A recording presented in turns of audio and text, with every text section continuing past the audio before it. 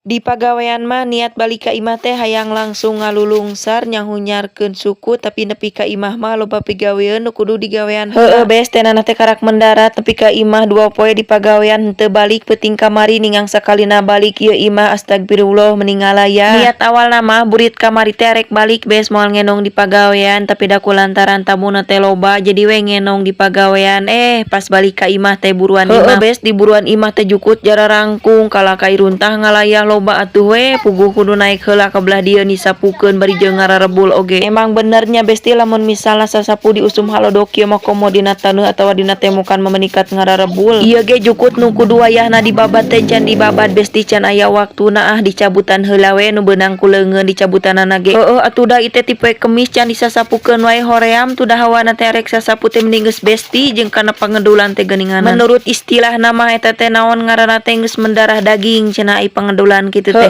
Ongkona teh nanah teh kapotong ku gawe lamun misalna balik ka imah aya waktu senggang modelan kieu digawean lamun teu mah nya kumaha deui atuh nya besti. Kadang waktu senggangna aya kete awakna sok haroream sok hayang ngagulung we na luhur kasur. Keur harita mah keur can gawe besti ari sasapu modelan kieu teh henteu heuleut mah sapoe sakali gegeroh gen teu mah unggal poe ari geus gawe mah geuninganan ngandelkeun ka daek ngadelkeun horeamna ngaleungit we. Nah atuh cenah teh nana make gawe lamun misalna pagawean imah loba nu katingakeun asalna mah teh nana teh moal gawe nya besti tapi da kulantaran sok bosen geuninganan di imah. Jadi weh memutuskan dengan segala izin kepada baginda raja nya heuh teh nana teh izin hayang gawe kitunya lain maksud arek nanaon teh nana teh lamun gajihan teh ajang jajan. Lain kurang resiko duit disalaki tapi da kulantaran teh nana teh kepo nya kumaha rasana gawe mau budak selain awak capek selain awak asa ringsek otak jeung pikiran fisik teh asa-asa diuji kitunya komo kasabaran jeung tarik napas unggal poe mah aduh sok rada berat dina bagian tarik napas teh. Lain gara-gara ku panyakit tarik napas wae tapi da kulantaran ku kalakuan budak galing 2 besti mes-mes leungit kudu we diteangan heula lamun keur gawe teh neangan budak galing 2. Geus ngacapur ka mana meni eta mah sekilas cerita doangnya besti dituluykeun ieu teh nyabutan heula jukut mumpung beurang keneh mumpung caang keneh mumpung encan poe. Tadina mah ceuk si abi teh cenah engke we dibabad ceuk teh nana teh iraha engke-engke teh nyaho meureunan isukan teh aya tamu deui heueuh nya engke we cenah lamun salse heueuh lah kumaha we. Atuh ayeuna teh bari jeung kasabaran geus dibagi ka ditu ka dieu teh nana teh nyambutan heula jukut nyapukeun heula buruan imah soalna diilik-ilik meni asa ku ngewa kitunya jiga imah kosong. Atuh da suruh pesti nya heuh teu imah ditinggalkeun gawe wae jukut jangkung teu dibabat pek halodo